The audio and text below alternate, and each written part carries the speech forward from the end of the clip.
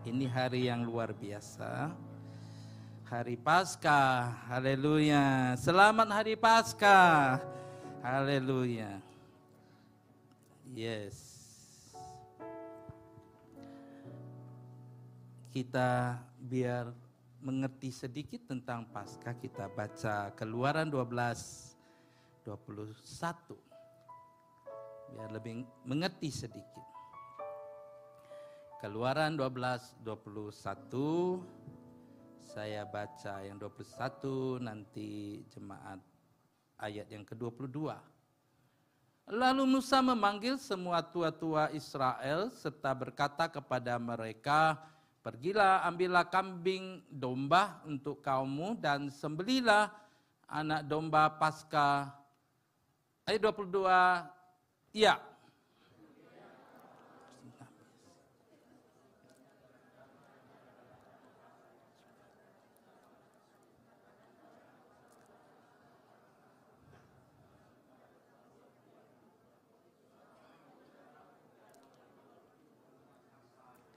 Sama-sama, disinilah pengertian Paskah itu pertama kali ya kita dengar. 1, 2, 3, dan Tuhan akan menjalani Mesir untuk menulahinya apabila ia melihat darah pada ambang atas dan pada kedua pintu tiang pintu itu, maka Tuhan akan melewati pintu itu dan tidak membiarkan pemusnah masuk ke dalam rumahmu untuk menulahi. Maka Tuhan akan melewati. Itulah Paskah. Passover. Tuhan lewat. Dan Tuhan yang lewat itu adalah Tuhan yang sedang mencurahkan murkanya, mencurahkan tulanya yang terakhir, tulah yang ke-10. Itulah yang sangat mengerikan, yaitu kematian anak sulung di rumah yang tidak mempunyai darah di ambang dan kedua tiang. Tapi kalau Tuhan melihat darah itu di ambang, di kedua tiang, Tuhan melewatinya. Haleluya. Itulah Paskah. 1, 2, 3, Passover. Haleluya. Ini terjadi kalau di kalender orang Ibrani, kalender kunonya bukan kalender modern sekarang, ini di bulan Abib namanya. Abib, bukan Habib, Abib. Tanggal 10 Tuhan katakan kepada bangsa Israel, ambil domba di tanggal 10, lalu dikurung, di tanggal 14 disembelih. Kemudian darahnya tadi itu diambil lalu dioles ke tiang ya, bagian atas dan ke dua sisi ya, kiri kanan daripada tiang pintu itu. Yang taat, yang melakukan, selamatlah dia. Hari itu di hari Paskah itu tanggal 14 malam Tuhan berjalan di Mesir. Masuk rumah, ada nanti kita baca yang namanya pemusnah. Tidak ada darah, pemusnah masuk. Maka terjadi teriakan, tangisan yang luar biasa. Keluar dari umumnya rumah-rumah orang Mesir karena mereka tidak mengikuti hal ini. Mereka tidak mengoles darah. Maka kematian terjadi, tangisan yang luar biasa dari rumah itu. Tetapi saat Tuhan berjalan, Tuhan melihat darah di ambang pintu. Diulang-ulang gak apa-apa ya, biar ini masuk ke kedua tiang pintu. Tuhan lewat saja. Dan dikatakan Tuhan tidak membiarkan pemusnah itu masuk ke rumah itu. Selamatlah rumah itu yang mempunyai darah anak domba. Itulah Paskah pertama Bapak Ibu.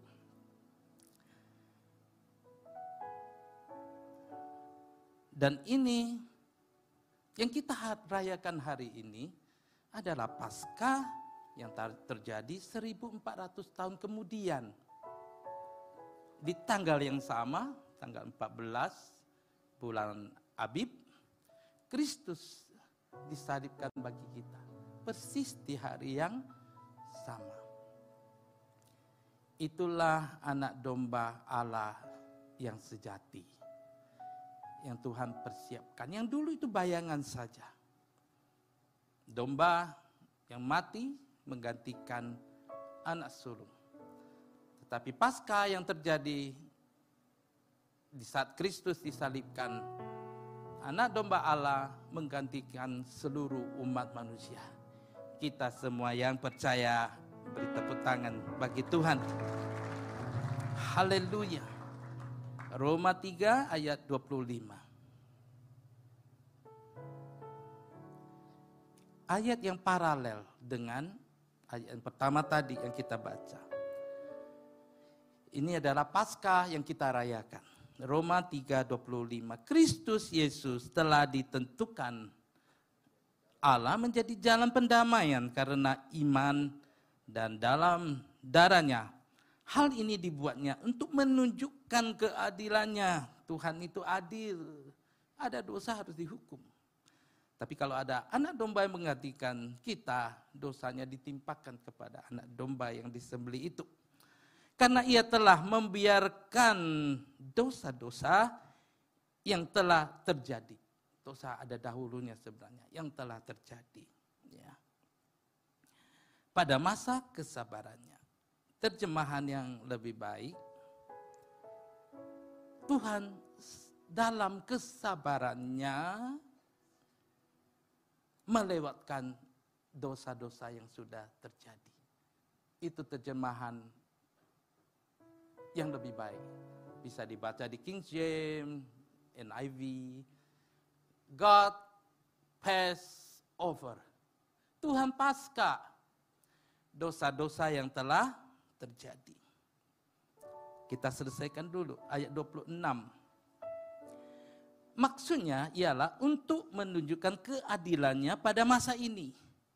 Supaya nyata bahwa ia benar dan juga membenarkan orang yang percaya kepada Yesus Tuhan. Siapa yang percaya kepada Tuhan Yesus? Angkat tangan.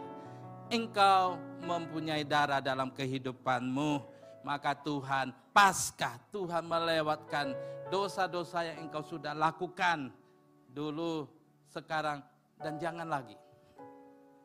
Kalaupun jatuh, lemah, melakukan lagi. Dosa itu pun dilewatkan oleh Tuhan. Karena darah anak domba Allah, darah Tuhan Yesus Kristus. Tepuk tangan yang meriah bagi Tuhan. Haleluya. Di nama Tuhan. Satu lagi. Efesus 1 ayat 7. Sebab, lebih baik Roma 5 ayat 9 dulu. Supaya kita mengerti. Roma 5 ayat 9.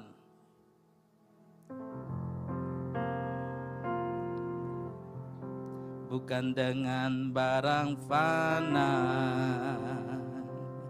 kau membayar dosaku, dengan darah yang mahal, tiada noda dan celah. Bukan dengan emas perak kau menebus diriku, oleh segenap kasih dan pengorbananmu. Ku telah mati dan tinggalkan cara hidupku yang lama.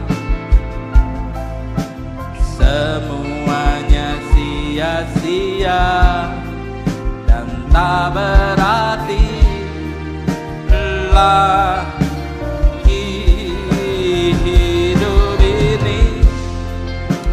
Ku diletakkan pada mezbah-Mu ya Tuhan. Jadilah padaku seperti yang Kau ingini.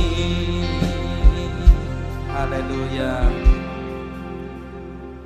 Kita sudah dibasuh oleh darah yang mahal itu, maka kita harus mati terhadap dosa kita. Maka jangan ada dosa. Setelah bertobat, diselamatkan Tuhan, jangan berdosa lagi. Ku telah mati, tinggalkan cara hidupku yang lama. Itu semua sia-sia. Hidup ini diletakkan pada mezbah Tuhan. Dan pakailah padaku seperti yang Kau ingini. Semua akan dipakai Tuhan untuk melayani Tuhan, untuk menyelamatkan jiwa-jiwa untuk Tuhan Yesus. Amin. Haleluya. Roma 5:9, lebih-lebih karena kita sekarang telah dibenarkan oleh darahnya, kita pasti akan diselamatkan dari murka Allah. Diselamatkan, itulah Paskah, dari murka Allah. Tuhan melihat darah, Tuhan lewat. Tidak ada kematian di dalam rumah itu, tetapi ada keselamatan. Karena darah Kristus kita tidak mengalami murka Tuhan. Haleluya, haleluya. Itu statement saya, bukan ayat, jadi saya kebaca. Tapi itu berguna. Sekali lagi, karena darah Kristus kita tidak mengalami murka Allah. Tepuk tangan bagi Tuhan. Haleluya, haleluya. Saya baru merayakan ulang tahun ke-59 tanggal 20 Maret yang lalu. Banyak yang memberi hadiah, saya berterima kasih walaupun berkurang dari tahun lalu. Saya berterima kasih. Mulai dari rumah, anak saya berikan hadiah, dan lagi-lagi saya dipuji Bapak yang hebat yang bisa menerka isi hadiah, ya. Karena saya berikan 2 kotak, saya bungkus setengah rapi, ada 2 kotak saya goncang. Sepatu, benar Bapak Ibu, ya. Bapak yang hebat menerka hadiah, ya, sepatu. Kenapa 2? Ya Pak, beli 2 dapat gratis 1. Oh ya, oke. Baiklah, ya. Lalu istri juga beri hadiah. Saya tidak pernah gagal menerka hadiah istri. Ya, ini selalu hanya berubah itu bungkusannya, ya. Saya goncang, ini pasti kemeja. Betul. Ada lagi sesuatu di dalamnya. Oh, ada perubahan. Dompet. Bapak hebat, ya. Karena kurang lebih sama dengan tahun lalu, jadi saya bisa menerka, ya. Ya, tapi senanglah, ya. Dari pengerja, Pak Dhani memberikan saya batik yang luar biasa. Nanti khotbah berikutnya saya pakai itu. Ya, grupnya Nur juga berikan hadiah batik juga. Jadi bertambahlah batik di lemari. Ya, agak riskan beli batik buat saya. Badan ini agak beda dengan orang lain, ya. Kalau badannya pas, lengannya terlalu panjang. Kalau lengannya pas, badannya terlalu sempit. Jadi agak harus hati-hati memilih baju batik. Ya, lebih pasti kalau belikan tiket pesawat batik itu lebih lebih pasti begitu, ya. Tinggal tanggalnya tanya, ya, begitu. Ya, Nur bilang, Pak, nanti khotbah Jumat pakai batik. Hari Paskah sudah ada yang harus pakai ini. Saya nurut. Nanti next itu saya pakai batiknya, ya. Oke. Mungkin ulang tahunnya Nur, ya, kayak pakai batik itu. Pengerja kasih besar dibungkus, saya langsung saya langsung tahu. Itu luggage, koper. Hebat Pak Gembala, ya, betul, koper, ya, tapi berat sekali. Wah, ini di dalam kopernya banyak isinya. Ya, saya pikirnya begitu. Pulang rumah cepat-cepat dibuka, istri yang membantu buka. Pasti dalam ada lagi. Cepat dibuka. Di dalam koper yang besar itu ada koper yang kecil. Jadi Ini full time pengerja, mau gembalanya berangkat terus. Jangan sering di gereja ya, berangkat terus saja. Tapi anyway, terima kasih ya atas sayangnya kepada saya. Saya bersuka cita ya. Makin membuat saya senang berada di rumah Tuhan ya. Mendapatkan kasih sayang seperti itu. Ya, dan hadiah jangan kirim lagi, sudah saya stop kemarin. Kalau masih ada yang paksa untuk memberi, kita salurkan ke panti asuhan ya. Jangan lagi diberi. Saya tidak suka sebenarnya merayakan ulang tahun karena mengingatkan umur saya. Jadi saya kurang begitu suka sebenarnya. Ya. Tapi sekali lagi terima kasih atas sayangnya Bapak Ibu kepada saya. Tepuk tangan yang meriah bagi Tuhan. Haleluya. Fellowship itu indah Bapak Ibu. Corrie ten Boom, hamba Tuhan dari Jerman berkata, kalau anak-anak Tuhan itu tidak bisa akur satu sama lain, tidak bisa fellowship satu sama lain, tidak suka FA, katakan begitu, itu iblis akan tersenyum, ya, gak suka dekat dengan orang, gampang berantem dengan orang, maka iblis akan tersenyum. Lalu anak Tuhan ini mulai tidak suka baca Alkitab, iblis meningkat, tertawa dia ya, tertawa sukacita.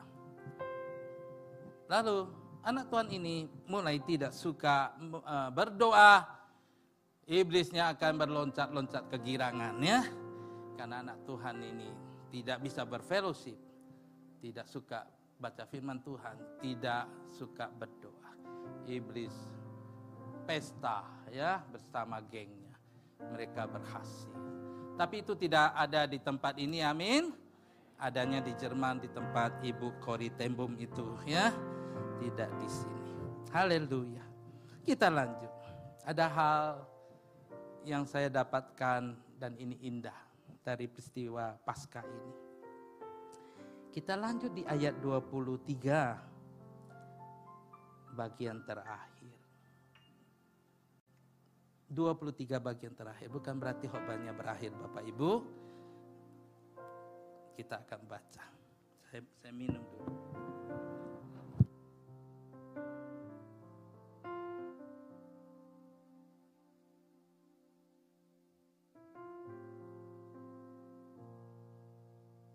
Kita tidak pakai botol yang kita beli, air mineral, jadi ini nanti dicuci lagi. Ketaatan dari pusat yang tidak boleh pakai plastik terlalu banyak sehingga merusak alam ini. Keluaran 12:23 bagian akhir itu. Maka Tuhan akan melewati pintu dan tidak membiarkan pemusnah. He will not allow the destroyer to enter your house. Tidak membiarkan pemusnah masuk ke dalam rumahmu untuk menulahi. Paskah luar biasa.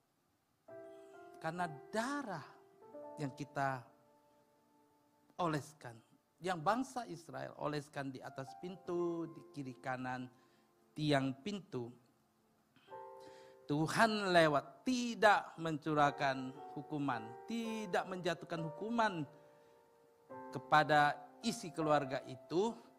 Hal yang kedua yang Tuhan lakukan, dan ini juga luar biasa, Tuhan tidak membiarkan pemusnah masuk ke dalam rumah itu untuk membunuh, untuk menghancurkan. Tuhan tidak mengizinkan.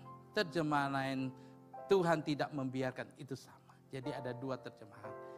Will not allow. Saya suka pakai will not allow, bukan did not allow. Jadi Tuhan dulu melarang, sekarang juga melarang, nanti juga melarang si pemusnah itu masuk ke rumah kita kalau kita mempunyai darah Kristus dalam kehidupan kita. Itu luar biasa. Tepuk tangan bagi Tuhan.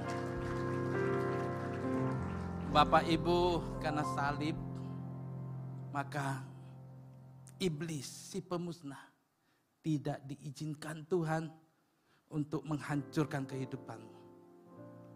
Engkau tidak akan mengalami kematian karena iblis. Tidak akan.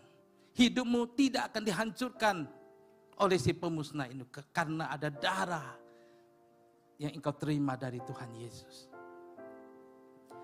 Oh ya, kita akan mati, kita akan meninggal karena dipanggil oleh Tuhan, tapi bukan karena ulah atau pekerjaan daripada iblis. Tepuk tangan sekali lagi bagi Tuhan. Haleluya. Saya dari kecil sudah pergi sekolah minggu, jadi Bapak Ibu bawa anak-anak ke sekolah minggu. Sekolah minggu kita diajarkan mengenal Tuhan Yesus sebagai Tuhan dan Juru Selamat pribadi. Dari kecil anak-anak kita sudah mempunyai darah itu, sudah dimeteraikan oleh darah itu. Jadi saya dari kecil sudah dimeteraikan oleh darah Tuhan. Kecil-kecil saya sangat suka ke sekolah minggu. Sekolah minggu saat itu tidak seperti sekarang. Makanannya itu kita pikirkan yang menarik buat anak-anak. Ya, diganti-ganti terus ya. Snacknya. Saya sekolah minggu dulu. Makanannya dari tahun ke tahun sampai Tuhan Yesus datang sama. Yaitu air teh panas, TO panas, dan biskuit kongguan, roti jagung. Dan kami antri panjang. Tidak ada yang rebutan ya. Karena roti jagung mungkin ya. Tapi itu mendatangkan sukacita. Dari kecil kita diajarkan firman Tuhan. Diajarkan berdoa. Saya pergi ke gereja Mandarin. Saya satu-satunya kalau disuruh doa boleh pakai bahasa Indonesia karena saya kurang bagus bahasa Mandarinnya. Jadi satu-satunya diizinkan pula oleh guru-guru sekolah minggu yang sangat bijak. Boleh. Pakai bahasa Indonesia. Boleh, Tuhan juga ngerti bahasa Indonesia. Tidak hanya bahasa Mandarin, ya. Begitu. Jadi berdoa dari kecil. Nah, saya mengalami perlindungan Tuhan ini, perlindungan darah itu. Beberapa kali saya hampir mengalami kematian. Saya cerita. Jarang saya cerita ini. Hari ini jarang khotbah juga, jadi sekalian saya ceritain ya. Saya kecil itu tadi sudah sekolah minggu, jadi saya bukan anak yang nakal lah, anak yang paling baik lah di rumah itu. Kalau tidak percaya tanya saudara-saudara saya yang hadir di tempat ini, pasti mereka tidak setuju. Jadi ini anak yang baik. Jadi satu saat saya bermain dengan teman anak Melayu, tetangga, good friend. Main di bawah rumah kami, itu sekolahan dan tempat tinggal dari kepala sekolah. Itu ada kolam air yang berfungsi juga sebagai sumur. Jadi saya bermain di tepinya, saya terpeleset. Tanpa sadar karena hujan licin, saya terpeleset masuk ke dalam. Dan saya masih bisa membayangkan, tidak bisa berenang. Saya berada di dalam air. Saya lihat gelombang-gelombang air di dalam. Dan saya tahu, this the end ya. Inilah kematian. Luar biasa. Tidak ada ketakutan ya. Jadi tidak ada merasa, wah air masuk ke hidung, menyesakkan. Tidak. Tapi kita tahu, this is almost the end. This is a death experience, near death experience, ya, pengalaman dekat kematian. Tapi tiba-tiba ada tangan yang menarik saya dengan cepat dan saya naik ke darat dan selamat. Tuhan tidak mengizinkan si pemusnah untuk menghancurkan, untuk membunuh kehidupan saya. Karena darah Kristus. Amin. Haleluya. Ini yang kita sadar itu terjadi, kita tahu persis itu pertolongan Tuhan. Sumurnya dalam, teman saya kecil, kok bisa menarik saya ke atas. Kemudian satu saat, saya itu bagian pembelian di rumah. Beli makanan sarapan, beli makanan siang, itu bagian saya. Saya heran tidak suruh adik saya, tapi suruh saya. Mungkin kalau adik saya belum sampai rumah makanannya sudah habis. Jadi suruhnya saya. Nah, kami pergi beli makanan kesukaan keluarga, nasi campur margacang. Kedai kopinya saya lupa namanya, kedai kopi Harum, kalau tidak salah di Jalan Temiang, Tanjung Pinang. Jadi habis belanja, saya keluar dari ruko itu, satu langkah di belakang saya jatuh pot bunga yang besar, pecah di belakang. Near death experience. Kalau saya terlambat satu langkah, saya tidak berdiri di tempat ini hari ini. Karena Tuhan melindungi. Amin. Ada darah Tuhan. Pemusnah itu tidak bisa menjamah nyawa kita. Tidak bisa menjamah kehidupan kita. Banyak Bapak Ibu, beberapa kali. Kemudian dewasa. Tamat SMA saya jalan ke Eropa. Tahun 83. Saat berada di Prancis mau ke Inggris. Naik metro namanya, MRT seperti MRT di Singapura.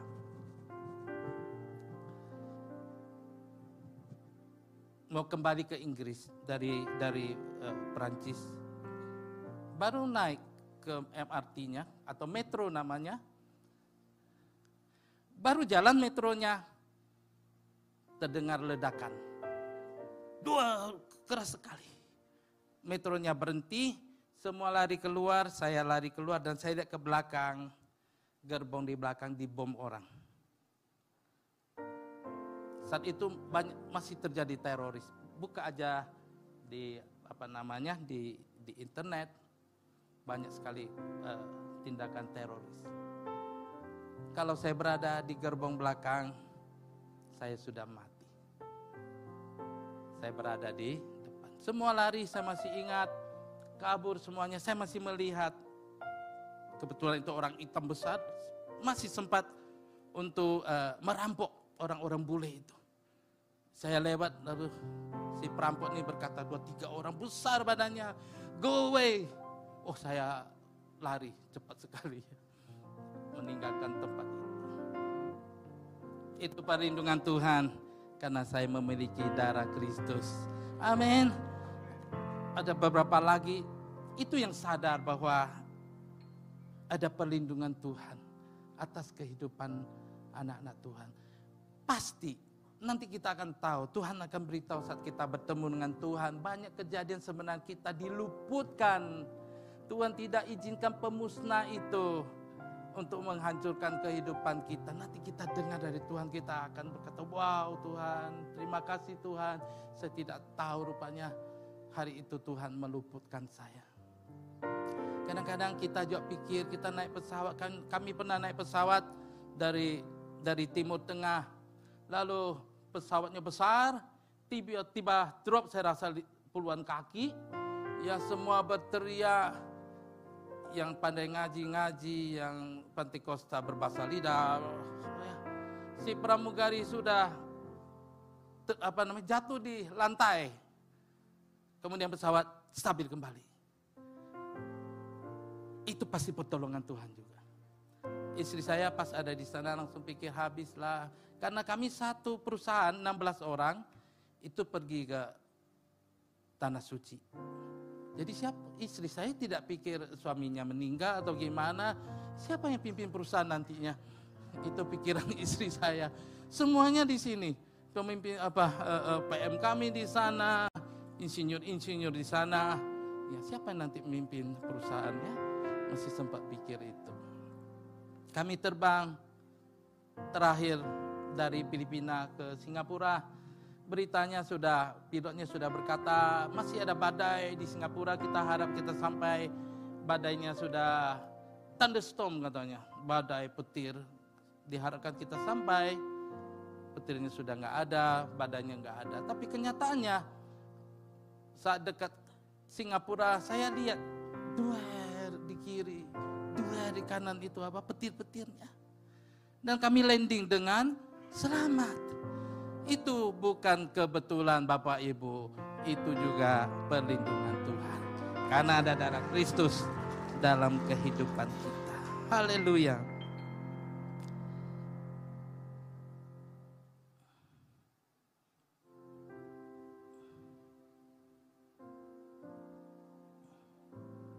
Terakhir, kemudian saya close.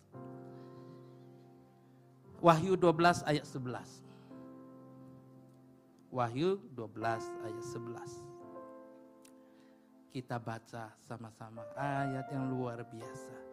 1, 2, 3. Dan mereka mengalahkan dia oleh darah anak domba dan oleh perkataan kesaksian mereka, karena mereka tidak mengasihi nyawa mereka sampai ke dalam maut. Saya undang tim musik, tim worship untuk maju ke depan.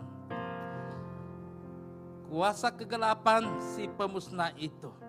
Yohanes 10 ayat 10 berkata, pencuri datang untuk mencuri, membunuh, membinasakan. Tetapi Kristus datang untuk memberikan hidup, dan hidup yang berkelimpahan. Si pemusnah itu dapat kita kalahkan dengan darah anak domba. Amin. Haleluya. Jadi kemanapun Bapak Ibu pergi, jangan takut, jangan gentar, karena kita memiliki darah anak domba. Zaman itu, zaman bangsa Israel di Mesir, Tuhan mengajarkan ambil hisop. Hisop itu semacam tumbuhan, celupkan ke darah, lalu percikan ke tiang pintu, ambang atas, kiri, kanan. Saat ini kita tidak pakai hisop lagi, tapi kita perlu apply the blood of Jesus dalam kehidupan kita. Kita harus pakai, harus ada di dalam kehidupan kita. Tidak pakai hisop lagi, tapi kita pakai lidah kita perkatakan, Tuhan bungkus saya dengan darah-Mu. Saat kita bertemu dengan iblis, kita katakan, kita usir, kita hancurkan dia. Kita katakan, darah Kristus hancurkan. Ya, darah Kristus menghancurkan engkau. Darah Kristus mengusir engkau. Darah Kristus melemahkan engkau, mengalahkan engkau.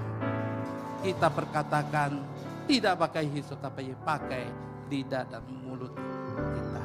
Saya senang dengan kesaksian Pak Daniel. Waktu Pak Daniel kecil, maminya yang cinta Tuhan berkata, mengajarkan Daniel, mungkin panggilnya Nil, begitu ya. Maaf Pak. Ya, Nil, kalau kamu ketemu iblis, katakan darah Yesus. Darah Yesus. Iblis pasti lari daripadamu, Nil, begitu ya. Haleluya. Dan Pak Daniel satu saat kami diundang acara gereja rasanya ya Pak ya, ke Medan ya. Oke. Untung saya tidak tinggal satu kamar dengan Pak Daniel, karena Pak Daniel diganggu ya di kamar itu. Malam-malam waktu tidur, ada badut menari-nari di depan Pak Daniel. Malam ada badut, enggak dibayar kok datang badutnya. Menari-nari. Pak Daniel ingat waktu kecil mami ajarkan, lihat yang begini katakan darah Yesus. Jadi kecil dia.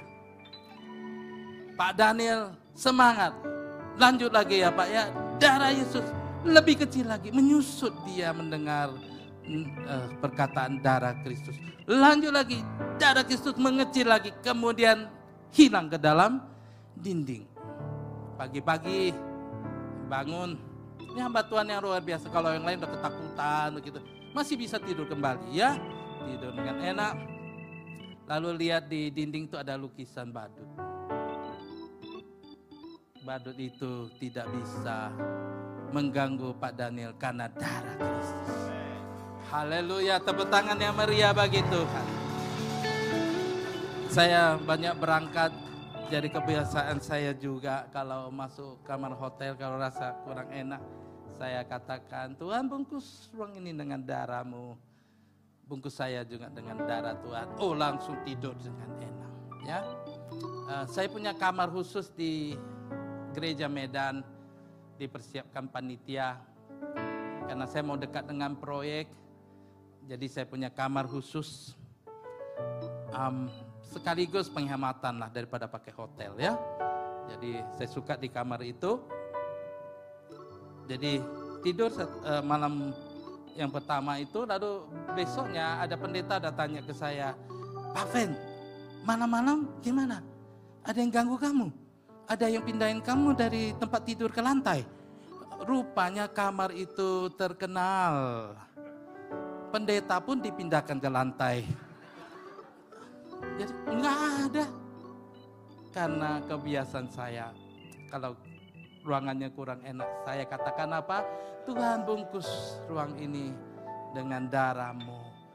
Bungkus saya dengan darah Tuhan Yesus. Anak-anak, istri, tiap hari saya doakan itu. Tuhan bungkus istri saya, anak saya pertama, anak kedua, bungkus saya dengan darah-Mu. Maka perlindungan Tuhan ada dalam kehidupan kita semua. Kembali ke kamar itu, tidak ada, sudah 5 tahun saya tinggal di kamar itu, enak saja. Kadang-kadang perasaan itu, feeling itu datang, itu yang saya doakan. Aman sampai terakhir minggu lalu, saya tidur di kamar itu, bangun berdoa, sekitar subuh jam 5, saya berdoa, agak letih saya tidur lagi. Dan di jam 6, gangguan datang. Saya terbangun karena ada yang latihan tiup shofar di bawah kamar saya. Kencang sekali tiup shofar di bawah kamar saya, tapi bukan Pak Kamto. Itu tidak perlu diusir pakai darah Tuhan, pakai sapam diusir. Haleluya. Mari kita berdiri, ayat terakhir kita baca sekali lagi. Ayat ini ditulis untuk nubuatan akhir zaman.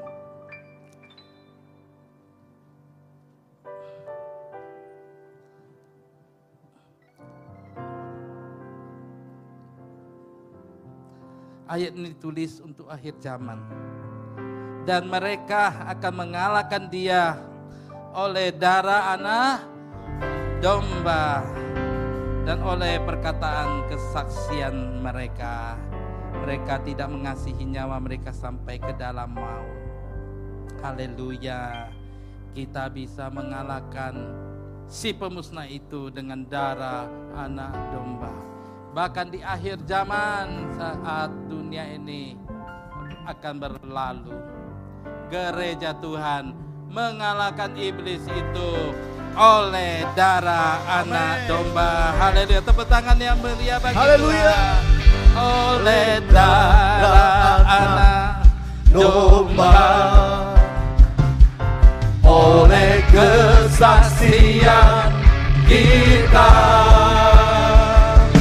iblis dikalahkan, kuasanya dihancurkan oleh darah anak domba, oleh darah anak domba. Haleluya. Oleh kesaksian kita, iblis dikalahkan, kuasanya dihancurkan oleh darah anak domba. Oleh darah anak domba, oleh kesaksian kita, iblis dikalahkan, kuasanya dihancurkan oleh darah anak domba.